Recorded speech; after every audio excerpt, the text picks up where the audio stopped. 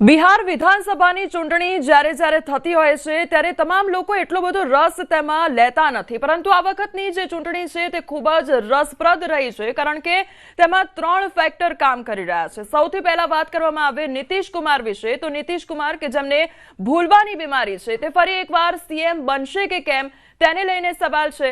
તો ઘણા બધા એવા ફેક્ટરો જોવા મળી રહ્યા છે।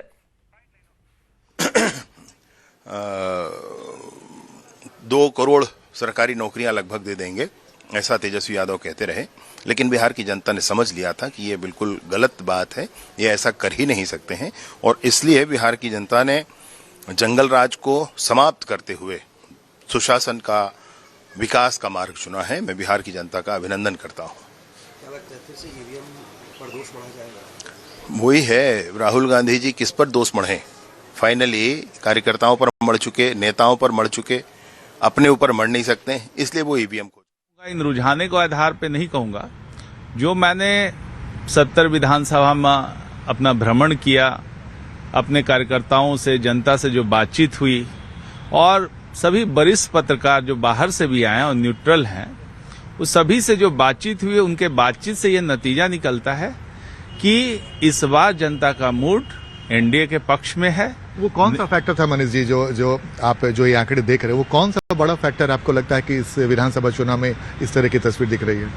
इस चुनाव में जो सबसे बड़ा फैक्टर है वो नीतीश कुमार जी है।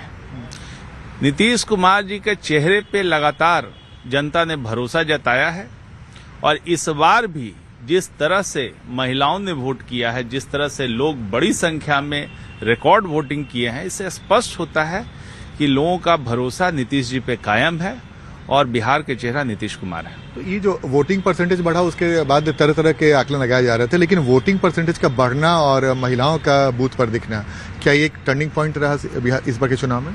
देखिए, जब महिलाएं जब बाहर इतनी संख्या में निकल के आती हैं तो 2 बातें स्पष्ट होती है। एक तो बिहार के लॉ एंड ऑर्डर के बारे में बहुत सारी बातें कही गई, तरह तरह के आंकड़े दिखाए जा रहे थे विपक्ष के द्वारा।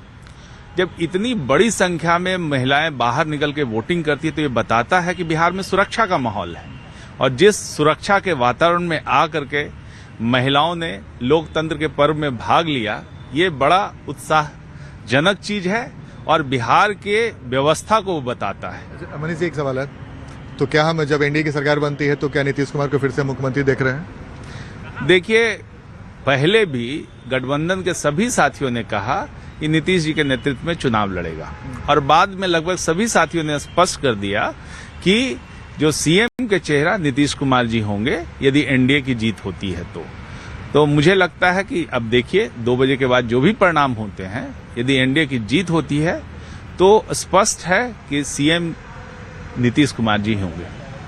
तो ये हमारे साथ जेडीयू के वरिष्ठ नेता मनीष वर्मा, कैमरामैन दीपक के साथ आनंद अमृतराज, न्यूज 18 नेटवर्क, पटना।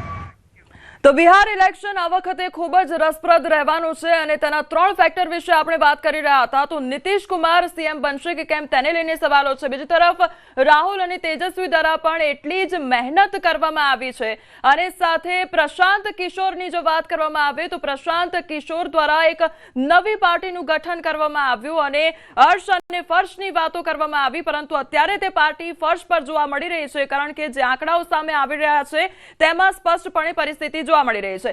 કોંગ્રેસે આપણી સાથે ગેસ્ટ જોડાઈ ગયા છે મુકેશભાઈ વિશ્વકર્મા, તેમની સાથે પણ આપણે વાતચીત કરીશું, પરંતુ ભૂષણભાઈ, સૌથી પહેલા મારે એ જાણવું છે કે એનડીએ ને ક્યાંક ફાયદો થતો જોવા મળી રહ્યો છે। જે નીતિશ કુમારની ચર્ચાઓએ જોર પકડ્યું હતું, તેમના ચહેરા પર અત્યારે ચૂંટણી લડવામાં આવી હતી, પરંતુ આવનારા સમયમાં શું થાય એ ખબર નથી, પરંતુ અત્યારે બિલકુલ ફાયદો જોવા મળી રહ્યો છે।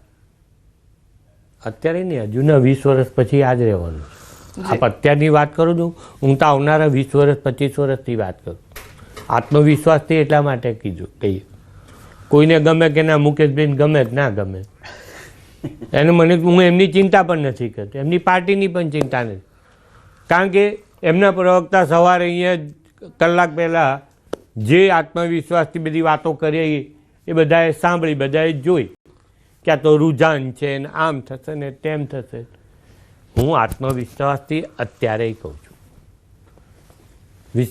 વિશાલભાઈએ પણ ખૂબ સારી વાતો કરી કે ભારતીય જનતા પાર્ટી ચૂંટણી એ ચૂંટણી તરીકે નથી લેતો, આજે આ પરિણામ આવ્યું, આવતીકાલથી એ આવનારા 5 વર્ષની અંદર શું કામગીરી કર્યું એના કાર્યકર્તા, એના નેતૃત્વ એ દિશાની અંદર કામ કરે.